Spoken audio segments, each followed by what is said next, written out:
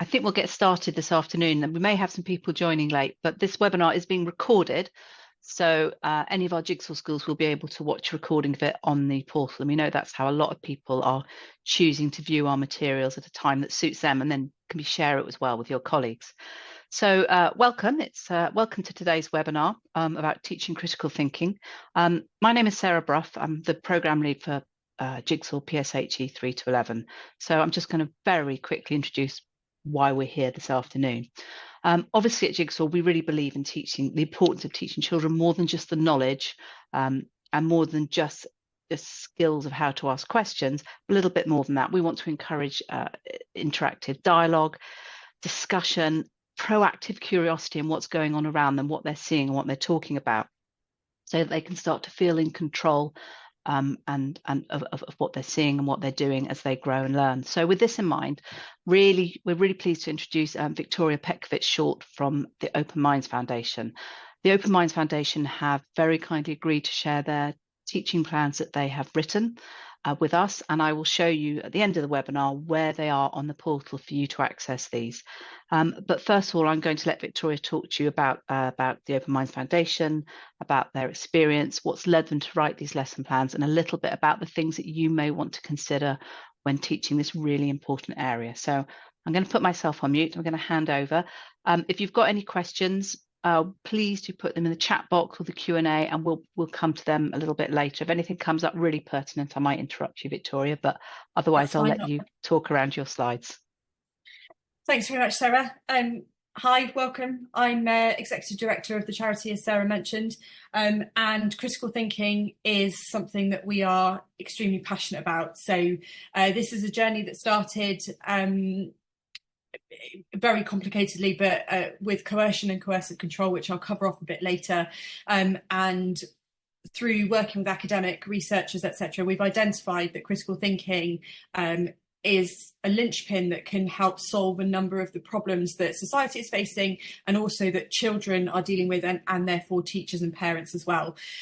So hopefully I'm going to give you a whistle-stop tour of what it is and why it's important. No, it's not going to change. There we go. So I'm covering off why it's important, the skills that are needed, the wider societal landscape. I've got a case study for you from a school that we've been working with, and a bit of an overview of the resources. And then the key learning outcomes for you will be an understanding of critical thinking, why it matters, how it can help give children agency, giving you the context, and then some practical application, which hopefully will be useful. Please do interrupt me if you've got any kind of clarification points. For me, this presentation is a lot more wordy than I would normally present. I normally go very graphic-led, but I think it's such a meaty subject, and it's something that you might want to refer back to later. There's quite a lot of information on here. I am not going to sit and read it all out. I'm definitely going to skip through the key points, but it just gives you something to come back to if you need to.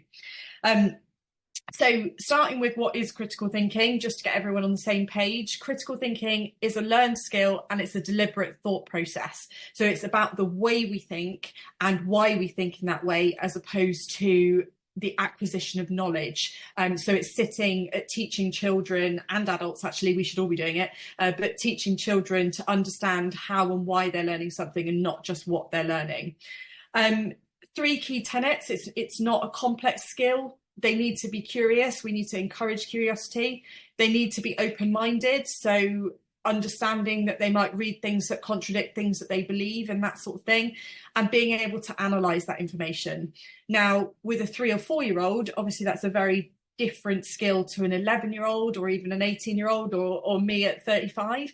But it is about us understanding a systemic process of kind of investigation. And it's really vital for everybody, I think. So covering off some benefits quickly so that we can get into the detailed part of this presentation. Some of the benefits for children of actively employing critical thinking skills and critical thinking education is it helps them to form their own opinions and their own judgment, which is really good. They become better at problem solving and more self-reliant. They become more focused because they are employing curiosity and interest in what they're learning rather than just knowledge acquisition. It helps boost self-esteem. It helps mitigate the effects of peer pressure, which I know is a challenge for many teachers. And then one that we might not assess on a day-to-day basis is the global risk. So to put it in perspective, things like misinformation, disinformation, the spread of information on social media, lots of things like that, they're actually being highlighted as the biggest threat to society in the next 2 years and the fifth biggest for the next decade, behind only environmental factors such as climate change and flooding and things like that. So in terms of an issue that we can actually change, critical thinking, improving critical thinking, and therefore mitigating some of the effects of not thinking critically is really high on the agenda. So this is why we think it is such a kind of a vital skill. Now, critical thinking itself is made up of a huge number of individual skills, all of which we can develop and hone and encourage across the whole spectrum of the population. But children are the perfect age. So ages, we've identified particularly ages 5 to 11, but as young as kind of 2 or 3, if we can start cultivating these skills in an age appropriate way, they are the sponges that start to accept that, and it can change their fundamental way of thinking through a lifetime, which is really important. So all critical thinking is encouraging us to think better. So I have included on this slide a number of skills and attributes that it's great for us to have. For example, being open-minded, being curious, thinking laterally, so thinking about things that are connected, being very calm and measured in our approach, willing to pause, these sorts of things. And the reason that we employ these skills is that our brains naturally work against us. So they naturally make it very difficult for us to do a lot of these skills. And the reason for that is that our survival instincts, our lizard brain from, caveman times, in want of a very simple way of saying that, make us prioritize very quick decision making. So survival was reliant on very quick decision making. If there is a large animal running at you, you sitting and pausing and thinking about that for 15 minutes is probably not the most sensible choice that you could make. So our brains started to prioritize very quick decision making. I can see this, I know this from experience, so therefore I'll move out of the way of the animal, or whatever that might be. And our brains, to put that in context, are making roughly 6,000 decisions a day. And that's decisions a day. So everything from what we eat for breakfast through to, very deep fundamental decisions. But we're also encountering hundreds of thousands of pieces of information a day. And that gets even more the more we watch TV and social media. It's escalating every year, the kind of number of pieces of information that come at us. So our brain gets very, very good at indexing this as fast as possible. So to give you some examples of what we're working against with children and adults alike, we have got things like groupthink. This is where one person will give a comment or an idea or an opinion, and everyone will automatically agree with them for a number of reasons. They might think it's a good idea. They might not want to put their head above the parapet, things like this. So people start to all think the same way. And a very extreme example of this is the Challenger rocket disaster. The explosion of the Challenger rocket came about because of groupthink, because all of the engineers in the room started agreeing with each other, and nobody raised this potential disaster that was coming down the line. So groupthink is an example of what we do. But we've got other things as well. We have confirmation bias, which is where we actively seek out or prioritize information that agrees with something that we already believe. Or we've got truth bias, which is our predisposition to believing that everything that we see, hear, and read is true, even if someone tells us it's false. So I could sit here and tell you I'm about to tell you a lie. Your brain won't index that information that it is a lie. It will just index the sentence that I have just stated. So you start to see that as something that's true.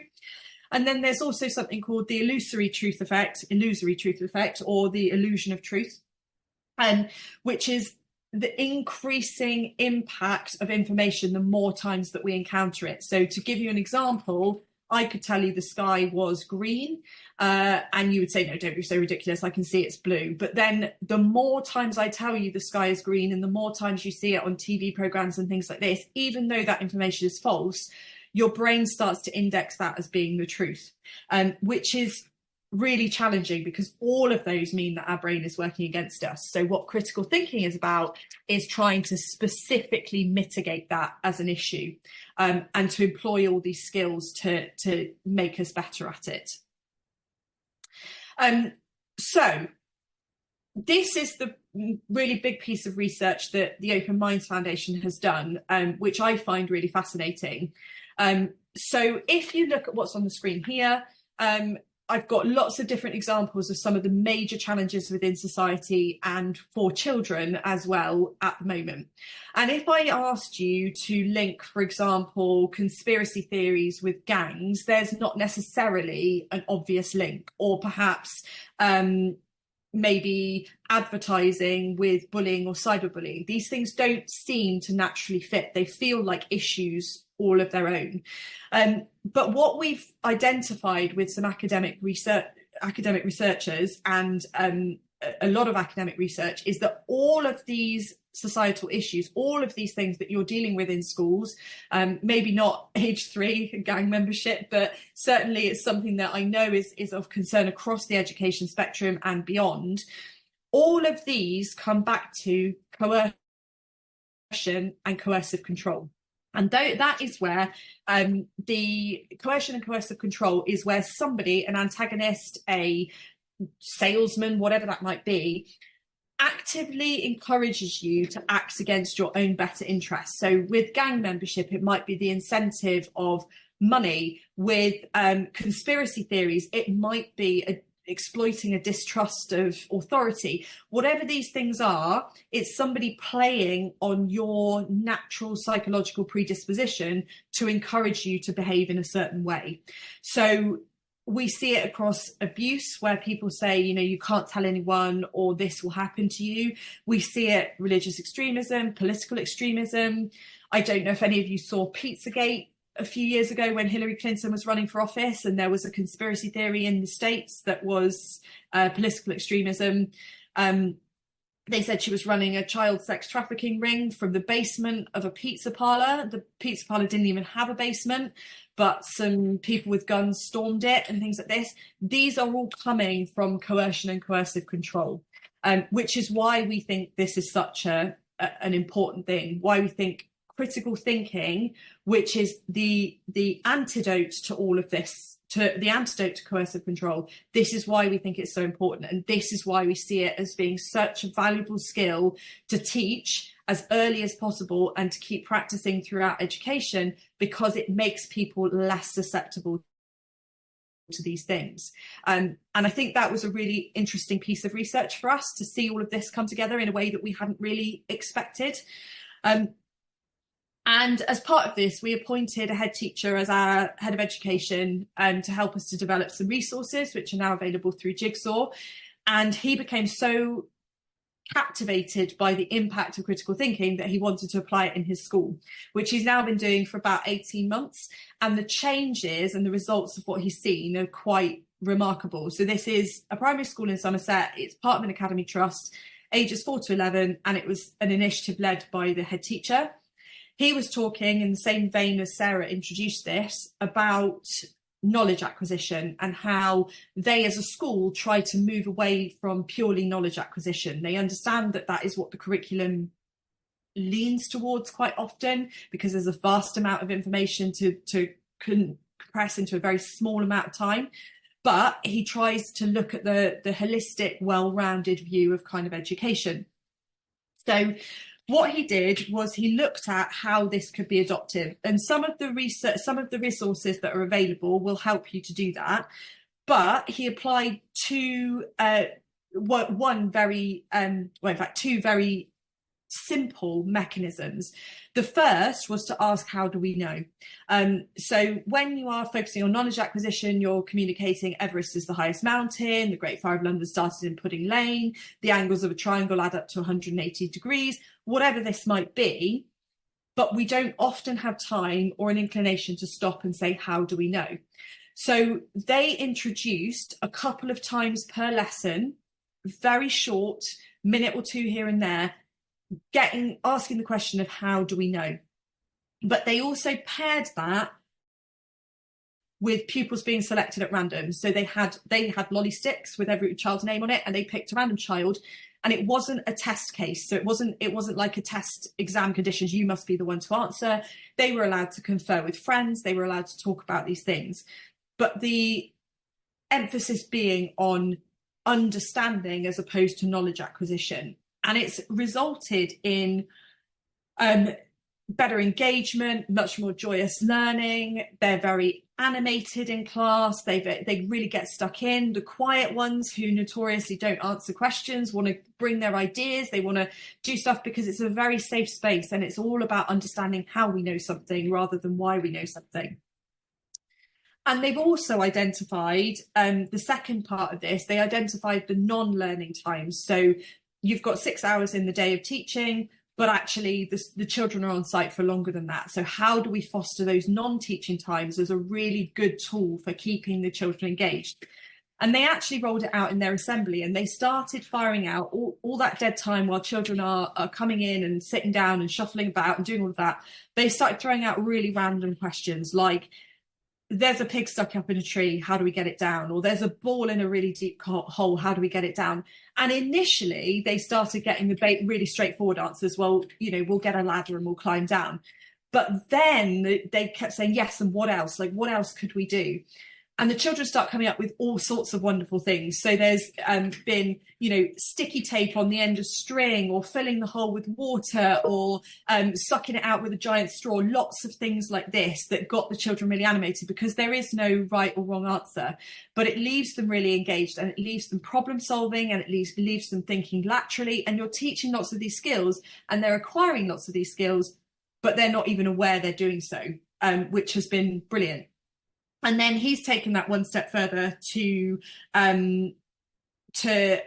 develop an unmarked, as in ungraded, citizenship award for every pupil, which sets about them doing things that solve problems within the context of their day-to-day life. So it might be getting them to create a piece of art, or getting them to create things outside of stuff, or solve problems outside of the classroom, not designed as homework, but just designed as kind of engagement activities. And loads of the children have really, really taken to this. It's kind of adopting a bit of a sort of Scouts Beavers model, but within a school environment for those children that don't access those kind of extracurricular things.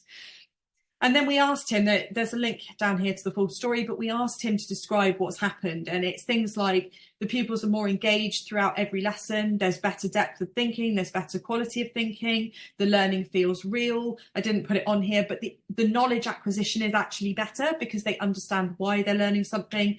And it's very kind of joyful and non-threatening. And for the teachers, they feel hugely reassured that the later challenges are kind of they're helping to mitigate those later challenges later in the school, and also later in life as well. And I think that sums up brilliantly exactly the value of kind of critical thinking.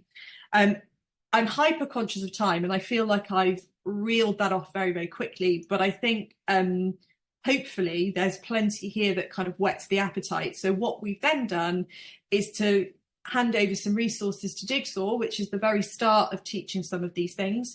And Sarah's going to take you through in a minute. And I've also listed out some other things where you could go and do a little bit more research. So media literacy is very good for training people to spot, misinformation and disinformation on social media and in news. There are thinking models that you can emulate, such as SHARP, which I think stands for stop, hone, accumulate, revise, and something else that's got out of my head. I'm in a test condition. I didn't write it down because I thought I'll remember that. Practice, yes, that's it. There you go. Which is about, stopping and slowing down and trying to get more information before making a decision. practicing with the children, like problem solving, and then also practicing your own critical thinking skills. Sorry, that's my phone. But hopefully Sarah can take you through the resources.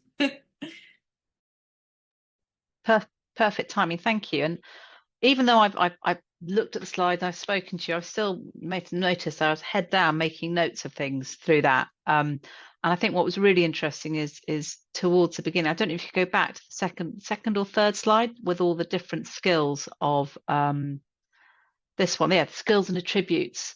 You know, I'm looking at that and seeing how much of that is built into Jigsaw, but what we're looking at doing is pulling that out, seeing where it is. And I said we've got those additional materials. So if you stop sharing your screen, Victoria, what I will do is I will share mine, and we will then.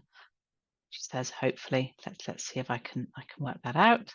There we go. And I'll show you where we have those materials on the screen. Oh, it's showing the wrong screen. I should ask you the question now. Can you see the web screen there? You can't see it. You can see it. Victoria, you're muted. Oh. What? So you know that. Not at the moment. I can see your desktop with a duck. Oh, excellent. It's a very nice duck. I'll put it back on that one then. Okay, I'll just look to the side. Sorry about that. So, so if you, I'll show you where there, and I'll talk through what's there, and that's probably the easiest thing. So if you come onto the website, when you go onto the materials side, if your Jigsaw portal access looks different, it's just because being program lead, I might be able to see a couple of things that you can't. So don't worry about that. But if you come in and you go in and you choose Jigsaw PSHE 3 to 11, which is the purple one, and if you go in, you can see my internet is now slow. You'll see all the age groups as usual, things about our mental health awareness week that's coming up. And if you go into optional lesson plans here, hopefully you know where it is, down in the right hand corner.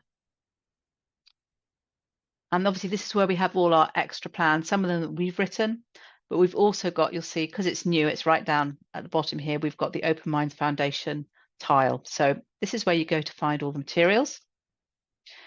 And we've done a little bit of introduction about how we link, so you can see what it is, a little bit of background on the Open Minds Foundation. The thing Victoria hasn't mentioned as well is actually their website, Open Minds Foundation website, has got some really interesting materials on it. So we've got a little bit of stuff that we've written as well. And I'll show you where the link is on there. But so we've got things about what Open Minds Foundation do. And underneath, we've also, Open Minds Foundation have written a series of lesson plans, 2 lesson plans for each year group from ages 4 to 5. So that's reception if you're in England, right up to year 6. We've done a little bit of a summary of it, said what printable resources are there. So there's not lots of printable resources, just like in Jigsaw, there's a lot of discussion, a lot of communication that's going on in the lessons. And we've said where we think that it links best to existing materials in Jigsaw. So that means, you know, we all know that if you just teach things just as a one-off here and there, it doesn't have the same impact. So if you want to use this material and embed it and reflect what's going on in Jigsaw, you may decide you want to teach it alongside some of these lessons in the same week. You may want to use some of the content in the Jigsaw. You may want to, you know your children. How can you use it best to enhance what you're doing in the classroom? And some of those ideas that Victoria was talking about questions and other times of the day are great. And I think we might try and pursue that further as well. But we've kind of done that map. So on the main page, you've got a map of where we think it all fits. So that, as you see, it goes right down to age 10 to 11 here. Where are the actual lessons? Go over to the left. The planning is totally downloadable. So these are Open Mind Foundation plans. So if you click on lesson planning, you can download all of those lesson plans, and the mapping document, and just a little bit of background information. So it's all there for you. And then further support here is where you can find the link to the Critical Thinking Open Minds Foundation website, which has all of that extra background information. So it's all there for you. So what we'd like you to do, what we recommend you do is if you have a look, take it back and look at whether how much you might be able to embed that in what's going on in your school. But as I said, do look at the OMF website because it is fascinating. There's all sorts of really, really interesting stuff on there. Alongside that, this webinar, I said, is recorded. So I often think the best thing to do is to take these and share it with colleagues, maybe in a bit of a staff meeting, have a talk about what's there. And see how you could best use that approach, use those materials to enhance what you're doing. So that's where it all is. So I'm going to stop sharing now so I can look back at the screen and not let anyone see my duck. Don't know, Victoria, there's anything else you want to say, or I can't see any questions that have come in. No, not unless anyone's got any questions, which I'm more than happy to answer. And my email address is on the final slide. I didn't show it. In fact, I probably should have shown it because it's recorded. But yeah, my email is victoria@openmindsfoundation.org. By all means, reach out, ask us questions. We have people that can come into schools, not all the time, like because they're all volunteers, but I do have people that are happily come in and deliver sessions either to staff or to children. And yeah, we're always open to collaborating, to helping. It's something we're really passionate about and what we truly believe in. So yeah, I'm sure people can find you via your website as well. There's always a way. It's always a there way. is. But yeah, and it's been really quick. We first do a quick introduction, and then we can always follow up with further stuff at another time. So we don't have any questions. So thank you, Victoria. That's been really interesting, and I've got lots more questions. I've got lots more thinking to do now following That's that. fine. Thank you I've very got much. homework. Okay, thank you. Bye-bye. Bye.